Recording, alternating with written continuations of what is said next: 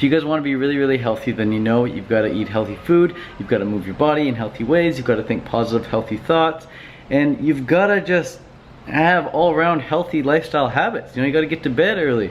You've got to be inhaling clean air. You've got to be expressing yourself creatively, right? There's so many things that go into being healthy. It's not just diet, it's not just food. But most people have food so backwards. Most people have no idea what they should actually be eating. Most people are waking up and they're having like protein powders, or they're waking up and they're having like, you know, meal replacement bars, or most people are waking up and skipping breakfast and they're having donuts at lunchtime instead of any breakfast at all. Some people are just waking up and having coffee. You don't want to do that. That lifestyle is not for you. If you want to be healthy, you know you've got to participate, you've got to partake in healthy habits. So in this video, I want to give you 4 raw vegan recipe ideas so you can start your day off on the right foot. These breakfast ideas are fruit based, and these are the breakfasts that I've been having for the past 7 years. So really simply now, it's gonna be a nice short sweet video. Let's get right into it. The first breakfast idea is a juice. Orange juice. Take some oranges, juice them, drink it, done. You can also add in a little bit of lemon or a little bit of lime in there as well if you want to give it a little bit of tang. You can also add in some grapefruit. I love half and half grapefruit, half orange juice. Really, really delicious. I absolutely love grapefruit juice. Wake up, go for a nice big walk, come home, have a big cup of just straight grapefruit juice as well. That works as well. So it doesn't necessarily need to be orange juice. It could be grapefruit juice as well.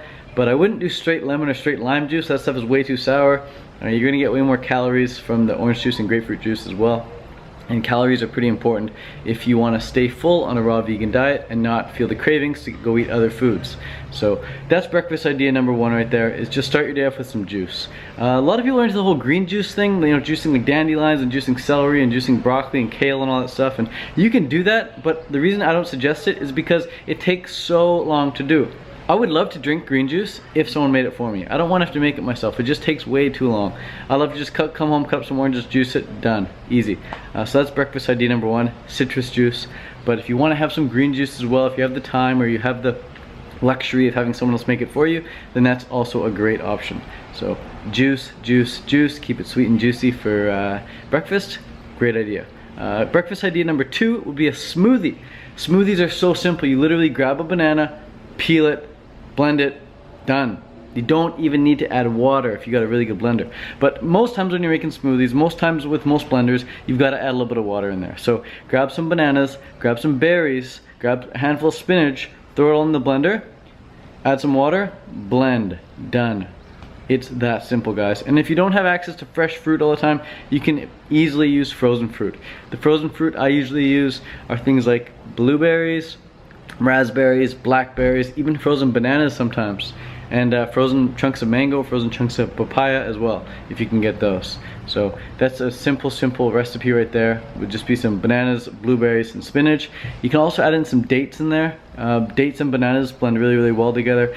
I would prefer soaking my dates overnight so that they're really soft and goopy, so that when you blend them up, there's no chunks in there. I don't like having chunks in my smoothie. And whenever you're adding stuff into the blender, make sure you always add the highest water content fruit in there first.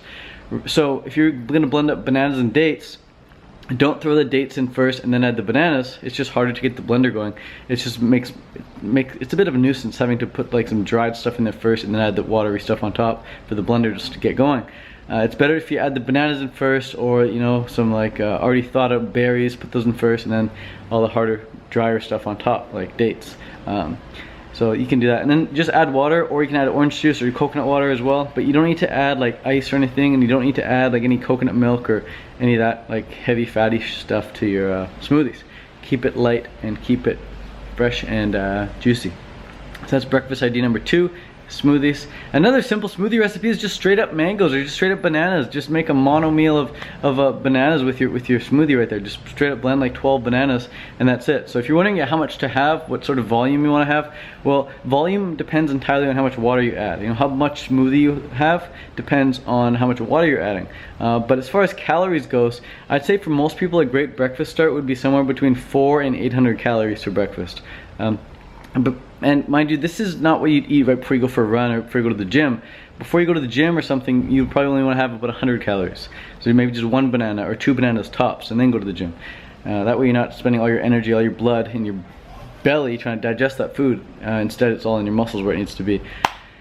So that's that's breakfast number 2. Make a smoothie and make it somewhere between 400 and 800 calories. At a minimum, you can feel free to add in 1500 calories if you really want, and then sip that over the next, like, you know, 3-4 hours, and then that'll take you well beyond lunch even.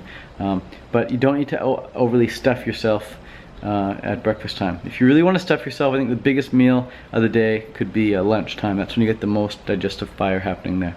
But anyways, breakfast idea number 3 would be the fruit bowl.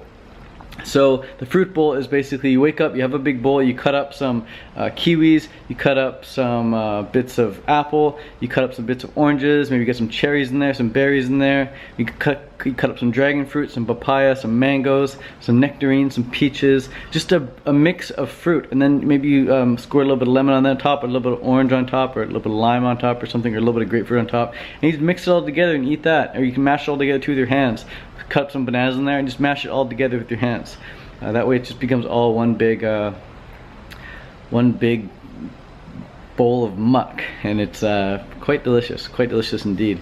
You don't need to add any vegetables in there. You don't need to add any vegetables. Breakfast, I think, should be super easy to digest, and the things that are easiest to digest are the really soft fruits. The foods that rub right into your skin, those are going to be the ones that are easiest to digest. Those are going to be the foods that your body's able to completely absorb and utilize.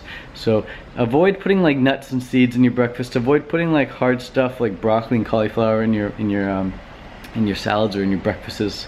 Just avoid that stuff altogether. If you're gonna eat that at all, eat it closer to dinner time or at dinner time. But anyways, that's breakfast idea number 3 right there, is the fruit bowl. And then breakfast idea number 4, really simple, mono meal. Mono meal, that's right guys. So you just straight up wake up and you have a cut up cantaloupe in half, or you wake up and you have a cut up honeydew in half, or you wake up you have a cut up watermelon, or you wake up you just have a bunch of bananas. Really simple. That's my mono meal mostly, is bananas. Another great mono meal is papaya. Another great mono meal is mango. In fact, the way to tell if a fruit is really optimized for you, the way to tell if a food is optimized for you, the way to tell if you are designed to eat a certain food is to eat it at the exclusion of all other foods for an entire meal, if not a couple meals, if not in a whole day. So the really only food you can do that with is with fruit. Soft, sweet, ripe, juicy fruit. That's really the only food you can mono meal and feel fantastic on. You can mono meal on any food in the world, but good chance you're gonna feel like crap if you do. You know, there's a good chance if you mono meal just like sticks of bacon or something, you're gonna feel like absolute shite, man. So you've got to be able to get all your calories from one food and feel good on it if you want to say that that food is optimized for you. So anyways guys, the mono meal is the ultimate ideal. That's the meal that I have throughout the day. Normally I have a mono meal for breakfast, have a mono meal for lunch, and often I'll have a mono meal for lunchtime as well. I mean dinner time if I'm not having one of these bodybuilder salads that I've been having lately. So that's it guys, those are the 4 raw vegan recipe ideas for you. If you want, I'll do a video on 4 raw vegan dinner ideas as well. But for now, start with breakfast and see where you go guys. Peace out, thanks for watching. Ted Carr here in Hilo, Hawaii. It's a good day, it's a good life, it's a good time to be alive.